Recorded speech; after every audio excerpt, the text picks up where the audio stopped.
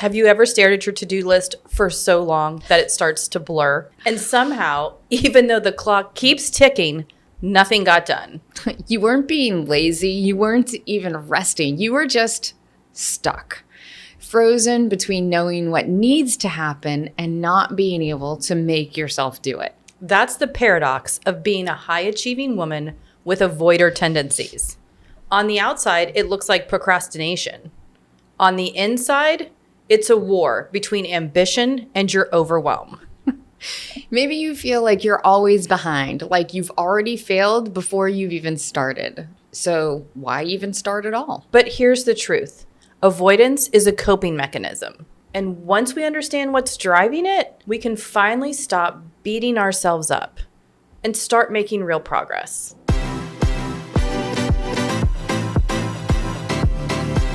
Let's be real. Avoiders are not lazy. They're not unmotivated. They're not broken. In fact, they're usually brilliant, intuitive, big dreamers with a lot going on inside their head. But what they struggle with is momentum. They feel overwhelmed before they even start. So they push things off, telling themselves, I'll do it later, or I'll do more when I'm ready. Spoiler alert that the magic window of readiness rarely shows up. Because the real issue isn't time or motivation, it's fear. Fear of failing, fear of being seen, fear of doing it wrong. So the brain protects the only way it knows how, by avoiding the task completely. You scroll, you clean, you rewrite your grocery list. Oh boy, do I clean. And then it makes you feel guilty, like you're the problem. Like you're not cut out for this big thing that you said you would do. So let's pause here, because this is where most productivity advice gets it wrong. It says, just start or use a timer. Oh, they use a timer. Use a timer, a little egg timer. Yes. And I mean, those things can help, but for avoiders, it's so much deeper than that.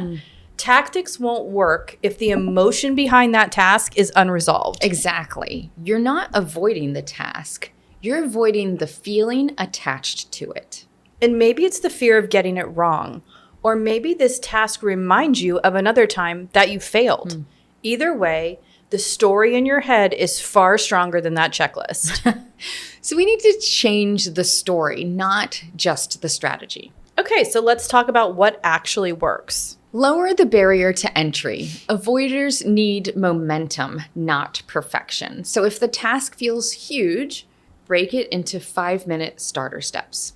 Now this is a timer trick for you guys, but it's different. So one of my favorite tricks is I set a 7-minute timer, but 90% of the time I keep going. The next thing to do is name the fear. Literally say it out loud. I'm avoiding this because, and let it be messy. You'll be surprised by how much power it loses once it's out of your head. And I will tell you, one of the biggest fears is people avoid it because they feel like no one will buy it. Oof, that's so true.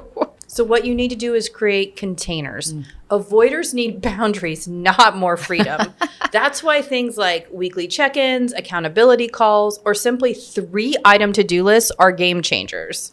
One of our circle members said this exact thing changed everything for her. She didn't need a coach. She needed a container, a safe space to stay on track. And here's the cool thing. Once an avoider starts taking consistent small action, it snowballs. That's the secret sauce.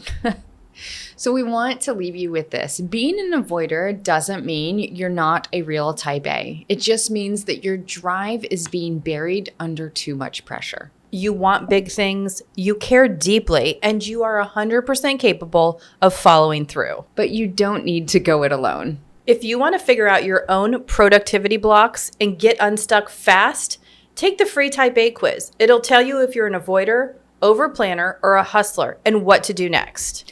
The links are down in the description, and if you're already an avoider, you're in the right place. We'll see you in the next one. Don't forget to like and subscribe. Unless you are avoiding that too.